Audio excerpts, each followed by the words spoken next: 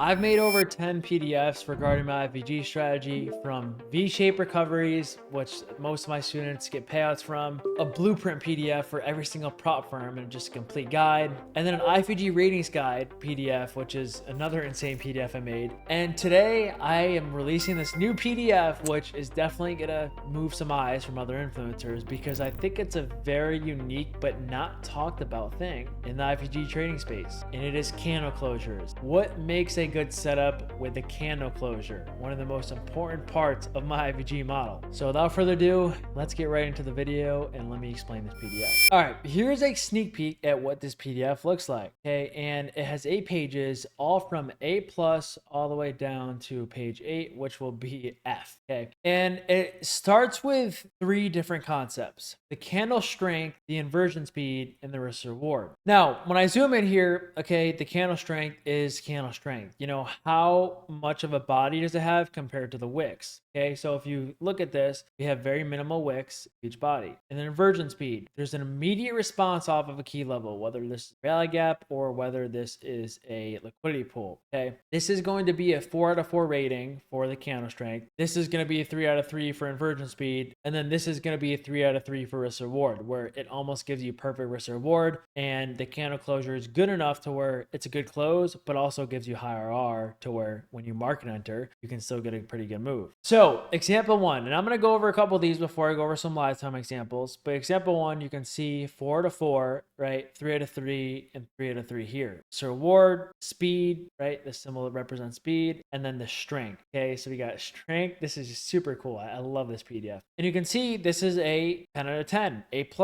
Everything's perfect. The close is perfect to where it's a death candle, right? Where we can still enter near the inversion. Speed at which it inverts, pretty good. And the reaction, which we got up here, is pretty bearish, and it was pretty quick to invert. Same thing over here. Quick reaction, good speed, close is perfect. Now, when we go down to A, okay, you can see it might change a little bit. So for inversion speed in A setup, you know, it's a quicker instant response, but the risk reward, it might close a little higher than we want, making, you know, the risk reward not completely perfect. Okay, and this might be like a 9 out of 10. Okay, it just depends. The risk reward varies based off the closure, right? Where you see an example right here, right? It's a little less speed. This is going to be 2 out of 3 speed, where we don't have like the strong momentum here, but it does have strong momentum here. But again, one candle would have been 10 out of 10, right? 2 might be like a 9 out of 10. This one right here, chop, chop, chop. Suddenly, we finally break this to the downside, but just the speed wasn't there. But it is there in this candle, so I'm still giving it like a 2 out of 3, right? It's still here on this specific candle, which is good, but like just throughout the whole thing, it wasn't just. And then last but not least, let me just go over like the B side, and then you guys can go over the rest, which think of this will be in the description. Okay, so for the B, candle strength might look a little slower, right? Where we might not have a big candle that just a one candle that closed above, which here. Inversion speed ranges between a slow or instant response delivered from a key level, and the candle's closing level varies from inadequate to ideal at the inversion edge, basically meaning the candle closure might be way too high here. Okay, so an example here, right? Look at this. We have very minimal strength. This is just not good strength at all. Okay, it's a 2 out of 3 speed, where like it's not bad. We hit speed here and we kind of have it here, but it just dies. But the risk reward is pretty good, right? If you entered here, technically the risk reward would be, you know, the best it could be. So that's good, but it's still like a B because it's still losing points for a lot of things. And like this one, this would be a 2 out of 4 strength. You know, the candles are somewhat inversing this with good momentum, but just the speed isn't there. I mean, we just rejected here,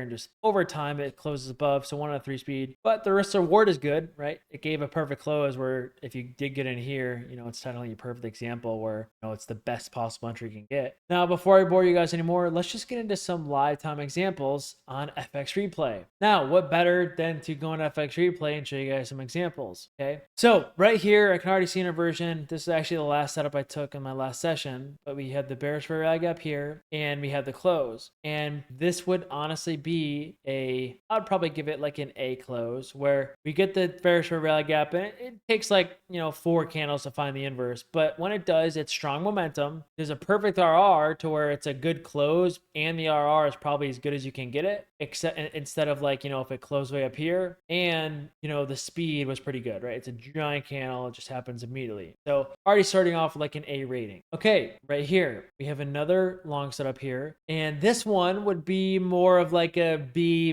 plus, because one, the RR isn't optimized, right? The close is up here where it could have been down there and it could have been better RR. So the RR and the balance of this is not as good as it could be. So I'd probably give this like a 2 out of 3. The speed's there. It's 3 out of 3 for sure. Okay, so that's going to be 5 points. And in terms of the strength, I would actually say the strength is there too. So I would actually probably give this an A close. Only thing that can make it A plus is if we were to close down there. Okay, so let's see if this ends up playing out. Oh, that did end up playing out, right? It was an A close. Pretty good, to be honest, still. Yeah, great example. All right, this one right here. The strength of this close has got like half the wick and half the body. So I'd probably give this like a 1 out of 3. So that's 1 point. The speed in which it inverts is very slow. It took way too long. So I'd probably give this a 1 out of 3. Or that's going to be 2 points out of the 7 points it could have received so far. And then for the RR, it's actually a 3 out of 3. This is as perfect as the close could be. So it would be 3 plus 2 plus 1. That's 5 out of 10 points. So 5 out of 10 points would be a B minus setup as per the F. So again, probably not a setup I would take in my live account. It could work, but I'd probably maybe take this on like an E if it would have. So it would have just really failed,